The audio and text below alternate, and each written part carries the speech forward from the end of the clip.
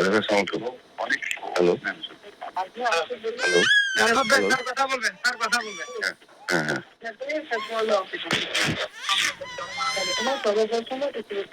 এই যে যারা কথা শুনে না, টিভি চ্যানেলের বিরুদ্ধে কঠোর ব্যবস্থা নেওয়া যায়। এই যে অফ করে দিছি গতকাল থেকে, আজকে বলে রাখছি যেগুলো শুনবেন অফ করে দিতে সাথে সাথে।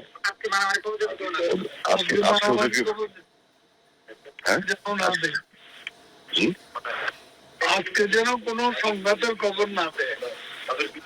আজকে ওদেরকে বলছি যে আজকে যদি কোনো ক্লাসের মারামারি ভিডিও ফুটেজ বা ছবি দেখায়, ওদেরকে এনিমি অফ দ্য স্টেট হিসেবে ডিক্লেয়ার করা হবে এবং সারা জীবনের জন্য বন্ধ করে দেবো। আমি সেট করে রাখছি আজকে।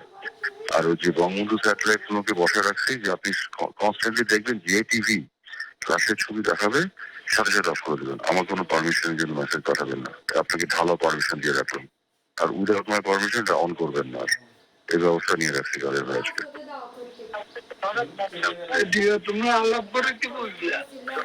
আলাপ করার পরে যে নেত্রীকে এখন ব্রিফিং করার জন্য আসছি, নেত্রী ইনস্ট্রাকশন দিয়েছেন।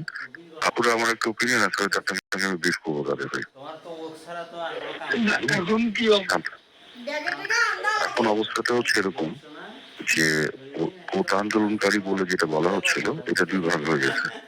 এক ভাগ হলো কোটা আন্দোলনকারী স্টুডেন্ট যাদের সাথে আমরা আলাপ করছি, আর একটা হলো তৃতীয় পক্ষ অর্থাৎ জামাত বিএনপি সন্ত্রাসীরা যারা পুরাচ্ছে। তো কারফিউ ডিসিশন হচ্ছে জামাত বিএনপি সন্ত্রাসী যারা পুরাচ্ছে তাদের বিপক্ষে, আর কোটা আন্দোলনের ছাত্রদের সাথে আমাদের ডিসিশন হচ্ছে আলোচনা করে সব সলিউশনে যাচ্ছে। এই হচ্ছে আমাদের ন্যারেটিভ এখন, এবং এটা খুব সুন্দর ভাগ হয়ে গেছে। জি, এটা ঠিক আছে। আজকে আলোচনা আছে, আপনি আসবেন তাদের ভাই ইয়েতে গণভবনে? আলোচনা আছে, আমরা তো গণভবনে কালকে রাতে। জি জি, কালকে তো আপনার ইয়েটা দেখলাম, ব্রিফিংটা দেখলাম। জি, এখন আসছি ওই যে গতকালের ডিসকাশনের পরে ওই ব্রিফিং করার জন্য আসছি আর কি। ঠিক আছে, জানাও। জি জি, আমি তাহলে কি করবো আপনার কাছে? আমাকে আমি এখন পাঠিয়ে গেছিলাম ওখানে ব্রিফিং করছি। জি জি, বাড়ির নেতা কর্মীরা ওপরে পাঠাচ্ছিলাম। আচ্ছা আচ্ছা আচ্ছা, ওকে ওকে, আচ্ছা আচ্ছা। তাহলে আপনি কি বাসায় যাচ্ছেন?